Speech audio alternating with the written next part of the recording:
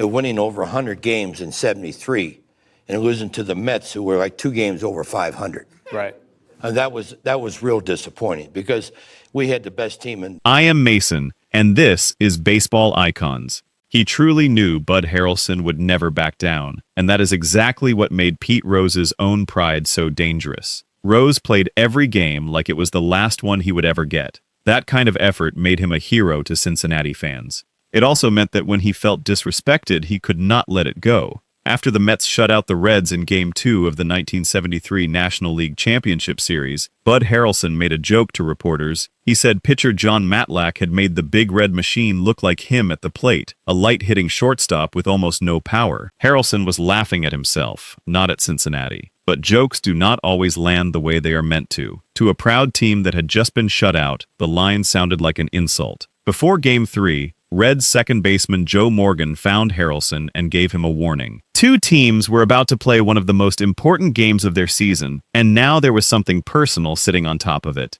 Nobody outside that clubhouse could have guessed that a single joking sentence would end up shaping the way people talk about this series more than 50 years later. And if you enjoy stories about baseball moments that still divide fans decades later, use the hype feature and give this video some hype. It helps more people discover stories like this one. Harrelson had a choice after that warning. He could shrug it off, or he could get ready. He chose to get ready. He knew baseball was a physical game, and he was not going to be pushed around on his own field. Neither man backed down before the game even started. Think for a moment about how strange it is that a joke about batting could cause this much trouble. Harrelson was not trying to start anything. He was making fun of his own weak swing, comparing himself to some of the best power hitters in the entire sport of baseball, and saying they looked just as lost at the plate as he usually did. To Harrelson and to most of the reporters standing around him, it was a small, funny moment after a tough loss. But a joke means something different depending on who hears it. Cincinnati had just been shut out on 2 hits. Nobody on that team wanted to hear their power hitters compared to a shortstop who almost never hit the ball hard. What felt like harmless humor in one clubhouse felt like an insult in the other. That gap between intention and impact is where this entire story begins. Joe Morgan's warning matters more than it might seem at first. He did not have to walk over and tell Harrelson that Rose was upset. He chose to give him a heads up, almost like a courtesy between two players who respected each other even while playing for rival teams. That warning meant Harrelson stepped onto the field in Game 3, already knowing there was tension in the air. He was not caught off guard by what happened next. He had time to think about how he would respond if Rose came at him hard. In a strange way, Morgan's warning made the collision even more likely, because it gave both men a reason to expect a confrontation before the ball was ever put in play. Rose singled off Jerry Koosman and stood on first base. When Joe Morgan hit a ground ball, the Mets turned a double play, throwing to Harrelson at second and then on to first. The play was already finishing when Rose reached the bag. He did not need to slide hard to stop it. He slid hard anyway, driving into Harrelson and knocking him down. From Rose's side, this was simply how the game was supposed to be played. He believed a runner had every right to break up a double play with a strong slide, and he believed backing off would have been a kind of surrender. From Harrelson's side, the slide came in late and high, after the play no longer needed to be broken up. It did not feel like normal baseball. It felt like a message. That is the heart of the disagreement, and it is worth sitting with for a moment. There is a real difference between playing hard and sending a message. Playing hard means giving full effort within the normal shape of the game. Sending a message means using a legal play as a way to say something personal to another player. Rose always insisted his slide was the first kind. Harrelson always believed it was the second kind. Both men may have been telling the truth about how it felt from where they stood. Rose believed effort excused the risk. Harrelson believed competition still had limits, even in October, even with a pennant on the line. That same question, how hard is too hard when a player is trying to break up a double play, has come up again and again in baseball long after this series ended. Every time a runner and a fielder collide near second base, some fans defend the runner for playing the game the right way, while other fans argue the fielder deserved better protection. Rose and Harrelson were living out an early, dramatic version of a debate that baseball has never fully settled. Rose had entered the game already, carrying anger from the joke and the warning. That anger did not disappear once the play started. It rode along with him into the slide, and it turned a routine baseball moment into something sharper. Harrelson had a reputation among teammates for being tougher than his size suggested. Growing up, he had played multiple sports and never treated himself as fragile, even when he was much smaller than the other athletes around him. In high school, he played baseball, basketball, and football, and he was good enough at all three to be named the best athlete in his area one year. He played football at a weight that would seem impossible for that sport today, and he still found a way to compete every single down. That background matters here because it explains why he did not simply accept the slide and move on. He did not see himself as a player who could be pushed around, and he was not going to let one hard collision change how he saw himself in front of his own crowd. He was known around the Mets clubhouse for wearing a shirt with a well-known cartoon strongman on it underneath his uniform, and for telling anyone who asked that he was not going to be anybody's punching bag. The day after the brawl, he showed up at the ballpark with a mark over his eye from the fight, and he still found a way to joke about it with reporters, showing that his toughness came with a sense of humor attached to it. Harrelson stood up angry and said something to Rose. Words were exchanged, and within seconds both men were throwing punches. Neither player was willing to step back first. Both benches and both bullpens emptied onto the field. For several minutes the game stopped completely while players from both teams tried to pull the two apart, or, in some cases, joined the pushing and shoving themselves. The chaos spread beyond the two original players. In one confused moment away from the main pile at second base, a Cincinnati relief pitcher threw a punch of his own and then grabbed the wrong cap on his way back toward the dugout, only realizing afterward that it belonged to a Mets player instead of his own team. That small detail says something about how disorganized the whole scene had become. What started as a disagreement between two men at one base had turned into something that swallowed up almost everyone on the field. Why did neither man want to appear weak in that moment? For Rose, backing down would have meant admitting that his slide was more than just hard-nosed baseball. For Harrelson, backing down would have meant proving Rose right about him being an easy target. Postseason baseball has a way of making small moments feel enormous. A joke that might have faded quietly during the regular season instead grew into a nationally watched brawl, because everything in a championship series carries extra weight. Every player knows the whole country is watching, and pride becomes even harder to set aside when the stakes are this high. Think about how differently this same slide might have played out in the middle of a quiet game in June. A hard collision at second base happens somewhere in baseball almost every week. Most of the time, the runner gets up, the fielder brushes himself off, and both men move on without a second thought. What made this slide different was not really the slide itself. It was everything sitting underneath it. The joke was still fresh in Rose's mind. The warning from Morgan had already put both players on alert. The two teams were fighting for a trip to the World Series, with every single play magnified by cameras, reporters, and a crowd that cared more about this game than almost any other game all season. Under that kind of pressure, a routine baseball play stopped being routine. It became a test of who was willing to blink first, and neither man was built to be the one who blinked. There is also something worth noticing about how each team's own culture shaped the way its player responded. Rose came from a Cincinnati team built entirely around relentless effort, a group of players who prided themselves on outworking everyone else on the field. Harrelson came from a Mets team that had gone from last place to the edge of a pennant in only a few years, a group that saw itself as scrappy underdogs who had clawed their way into contention through sheer stubbornness. Both teams, in their own way, had built their identity around refusing to quit. It should not be a surprise that when two players representing those two cultures collided at second base, neither one was willing to be the exception to how his team saw itself. This is where the title of tonight's story begins to make sense. Rose seemed to understand something that a lot of people underestimated about Harrelson. He was small, he did not hit for power, and reporters sometimes treated him like a fragile role player standing next to bigger stars. Rose never saw him that way. He treated Harrelson as a real threat, a player tough enough to answer force with force. Rose may have been right that Harrelson was never going to accept the slide quietly. He was not going to look weak in front of his own crowd, but being right about another man's toughness does not make it wise to test it in the middle of a pennant race. Rose's need to prove his point turned one hard slide into a fight that put the whole game at risk. Once order was restored at second base, Rose returned to his position in left field. The crowd at Shea Stadium had not calmed down. Fans began throwing bottles, cups, and other debris in his direction. What had been a fight between two players now involved an entire stadium. It is important to say clearly that Rose did not throw a single object into that crowd, and he is not responsible for what individual fans chose to do. But his actions on the base paths had helped create the anger that crowd was now expressing, and in that moment he became the target of it. The crowd's reaction changed what this moment meant. A fight between two players is one thing. A stadium full of fans throwing objects at a visiting player is something else entirely. It turned a personal argument between Rose and Harrelson into a public safety problem that involved everyone in the building. Reds manager Sparky Anderson would not let his players stay on a field where their teammate could be hit by a bottle or a can. He pulled Cincinnati off the field entirely, saying afterward that Rose had done too much for the sport of baseball to be hurt out there in left field.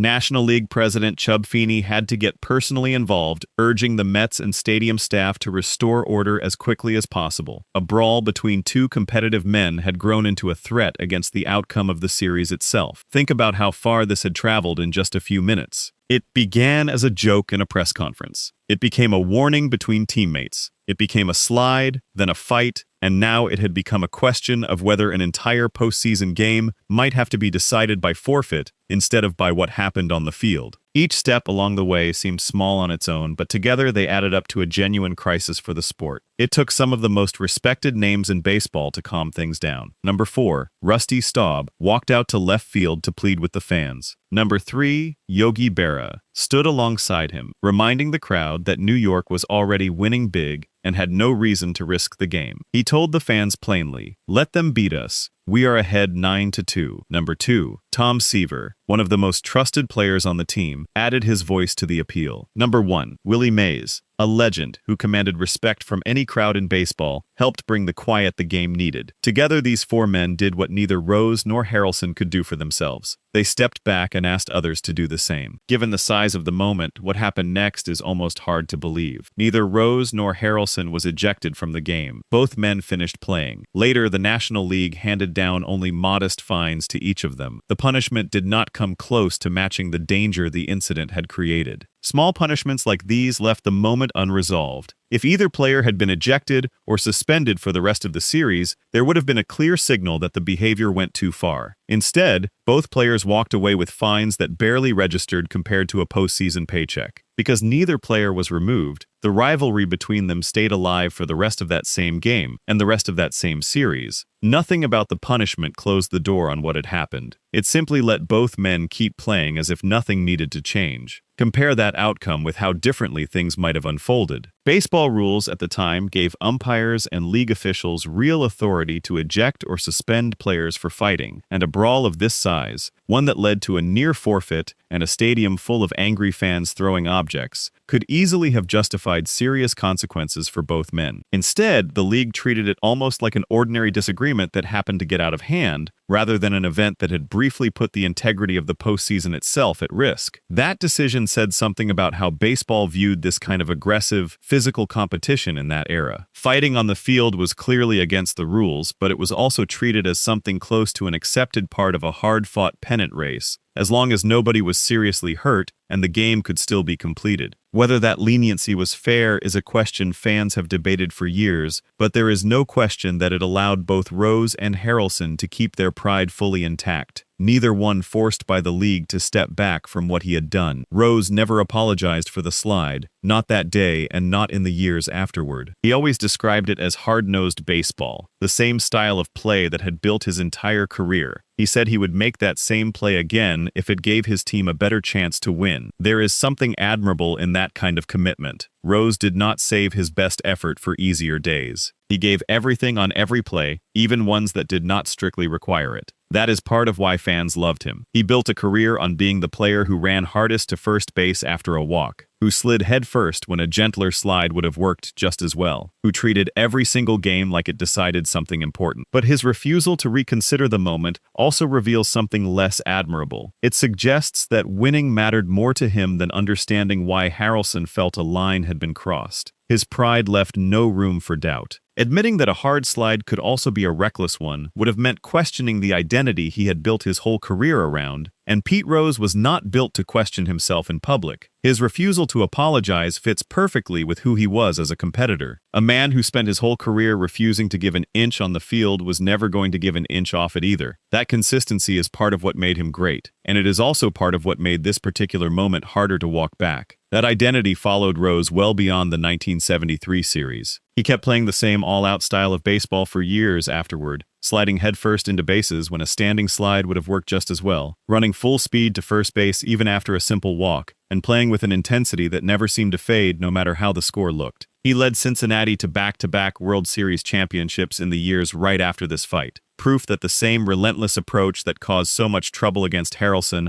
also helped build one of the most successful teams of that entire decade. Years later, after he moved on to play for the Philadelphia Phillies, that same team finally won its first World Series title in franchise history, with Rose bringing that same hard-edged approach to a roster that badly needed it. Whatever else can be said about how Rose handled his pride, the results on the field are difficult to argue with. Teams that had never won before started winning once he arrived, and it is hard to separate that success from the very same stubborn refusal to back down that caused so much trouble at second base in 1973. Championships do not care whether the man delivering them is easy to like. They only care whether he refuses to quit when the game is on the line, and Rose never once did. Harrelson's side of the story deserves the same honest look. He believed the slide was unnecessarily aggressive, and he reacted on instinct rather than thinking it through first. He understood baseball was a physical sport, and he had played through plenty of hard contact before. This one still felt different to him, coming in late and high after the play was already over. It is also fair to remember that Harrelson was not blameless in how the day unfolded. He had made the joke that started the tension in the first place, and he had been warned ahead of time that Rose was upset. He still chose to answer Rose with words and then with his fists rather than walking away. He could have let the slide go. His competitive nature simply would not allow it. This is where Rose's read on Harrelson holds up. Rose seemed to understand that Harrelson was not going to accept being pushed around, no matter how it looked to outsiders who saw a smaller, lighter-hitting shortstop. Harrelson was not going to play the part of the quiet victim. He was going to defend himself and defend his teammates. Rose being correct about that fact does not erase the responsibility Rose carries for how the confrontation started. A person can accurately predict how someone will react and still be wrong to provoke that reaction in the first place. Knowing exactly how someone will respond to pressure is not permission to apply that pressure. It only means the person applying it cannot later claim to be surprised by what happens next. And Rose never did claim surprise. He simply accepted the fight as the price of proving a point he already believed was true before the first punch was ever thrown. Harrelson's response supports the title of this story in a deeper way than just one afternoon of punches. Over the course of his career, he became known as the true competitive engine of the Mets.